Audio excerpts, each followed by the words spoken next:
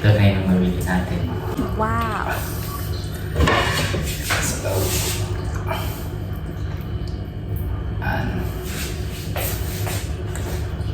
mas malaki pa sa mukha natin yan. Paano masabi? Tinatanong ko nga nagdodroga ka ba? Sarap kaya to. Yan. So, ayun. Kakauwi lang natin galing Merkado. Merkado ba yun? May nanay! May nanay! Galing tayo ng Lolo Hypermarket. Bumili tayo ng cuttlefish. Wow! Yan, panoorin nyo. So, ito na yung nabili natin. Tingnan nyo. Wow! Napakalaki yung nabili natin. Isang ganito, 3 kilo. Ayan. What? Tingnan nyo. 3 kilo. Mas malaki pa sa mukha ko yan. Saan mas malaki? Yung mukha ko o rito? Mas malaki, di ba? Kaya nga, ikaw alam kung magaling ang tsamba mo, malakas eh. Magmumukbang tayo ngayon at ano kayo masarap? Kilawin, ihaw, basta panoorin nyo. Kung baguhan pa lang kayo sa aking YouTube channel, please don't forget to like, subscribe, and don't forget to click the notification bell para ma-update ka sa susunod na mga video. Or comment kayo below kung anong isusunod nating imumukbang para gawin nating katawaan, lingap, dibangan. Alam niyo na, buhay abroad, OFW lang malakas.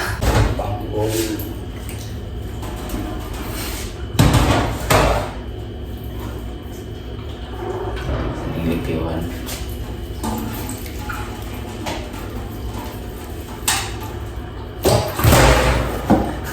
Kubog na.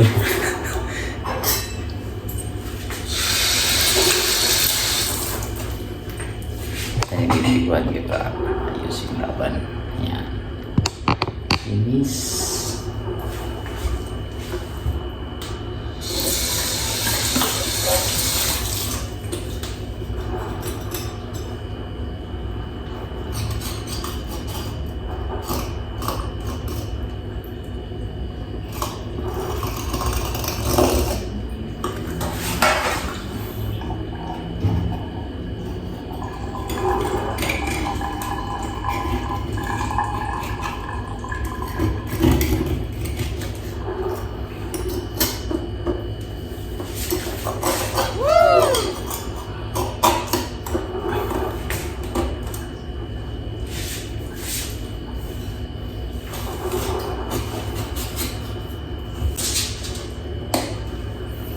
Okay.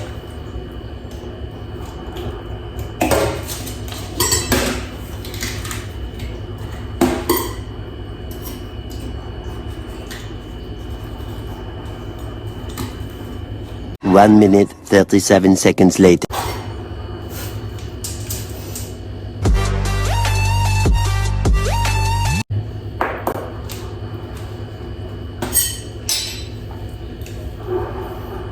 Kalaki, 3 kilo.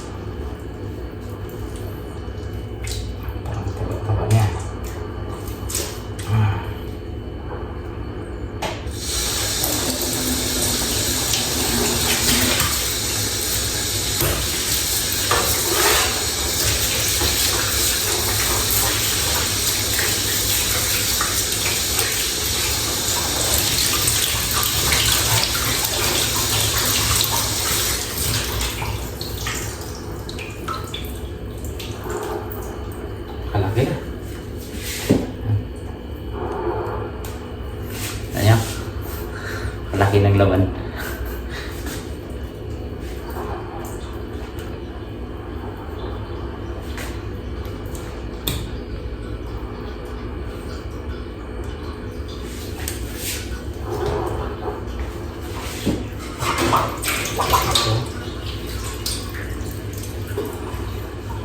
Natin po si Nina.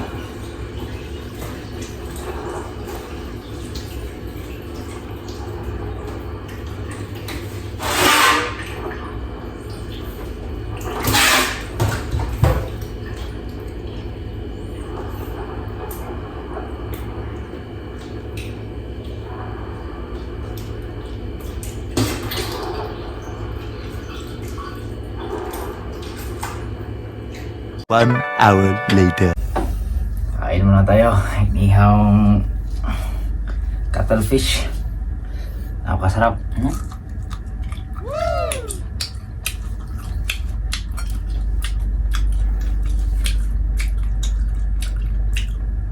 Napakasarap. At lambot. Sobrang laki nito. Kaso, inadobo natin yung iba. Yung tawag no, adobo. Ito, parang ihaw lang. Kasi nagutom ako at saka may baho ako yan. Pero kasi bisa ito, mauubos natin itong kanin. Kain muna tayo. Ang buhay. Kailangan pag abroad ka, wala kang magawa sa buhay, basic ano ka.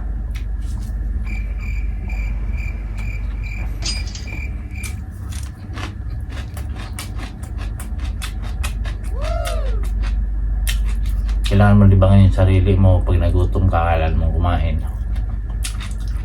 Pag malungkot ka, kailangan mo libangin yung sarili mo. Alam nyo, sa mga hindi pa nakatry mag-abroad, hindi biro. Pag ma-OMC ka, kailangan mong mahalin yung sarili mo.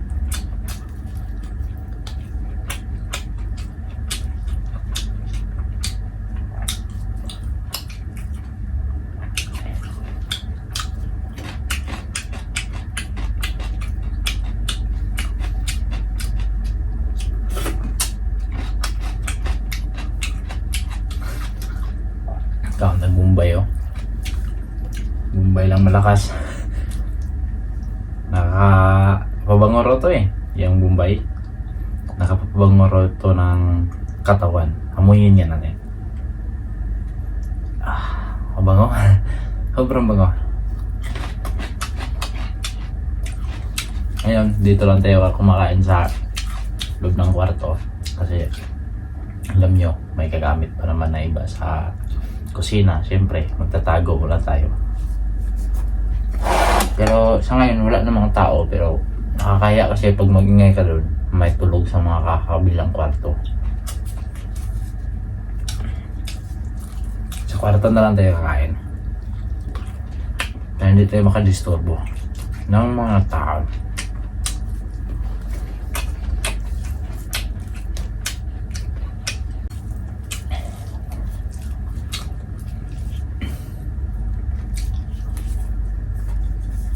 Ako po yung nagsashoutout sa lahat ng mga kaibigan ko, kapwa OFW dito sa bansang Kuwait. At lalong-lalo na sa mga sumusuporta sa aking video, sa aking TikTok account, Dilong Jerome Vlog, sa mga nag-i-inspire sa akin na ituloy mo lang yung vlog mo. Salamat sa inyo, sa mga kaibigan ko, pinsan, sa mga magulang ko. Shoutout sa inyo, sana nasa mabuting kalagayan kayo ngayon. Sa pamilya ko, sa Cebu, sa Mindanao, lalo na sa mga relatives ko, Inero family, o sa mama ko, Rebullious family. Shoutout sa inyo. At balang araw, uuwi ako dyan, magsama tayo ulit. Sa ngayon, suluhon siya na ako. Kaon na, sarap, lami. Lami yung cuttlefish po sila. Lambot yung laman. Mm. No.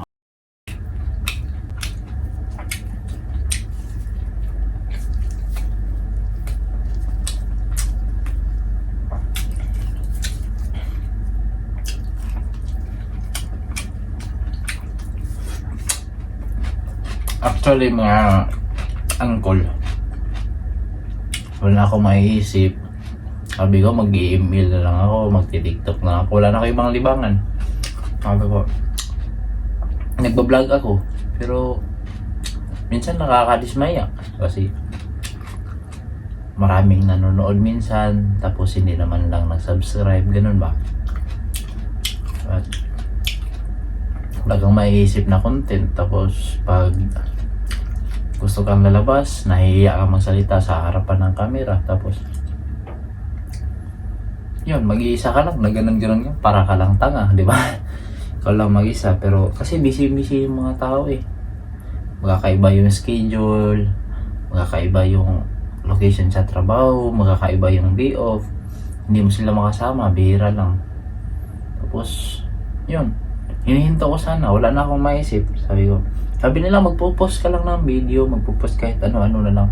Kung kakain ka, kung lalakad ka, kung gagala ka, kung saan man, maliligo ka, ganun. Kundi dahil sa inyo, wala ako ngayon. At sana yung video natin ngayon, kung napanood nyo, huwag niyong kalimutan i-share. At syempre, huwag niyong kalimutan i-subscribe. Kung baguhan ka lang, kung nasaag ka ba? Kung ano, nasaag ka. Kung nasaag lang ka sa akong video karon. Salamat. O don't forget to subscribe and click the notification bell. Balang araw baka matuto na ako magsalita, may guts na ako mag-vlog. Tapos meron akong mga kasama sa pagbablog. At kung di dahil sa inyo, kung wala kayo, wala din ako. Siyempre, nagiging matatag ako sa pagbablog dahil sa inyo. Mamaya may adobo tayo doon kasi halos 4 na kilo to eh, isang piraso lang, sobrang laki. Pero napakasarap pag ganitong luto ihaw. Napakasarap.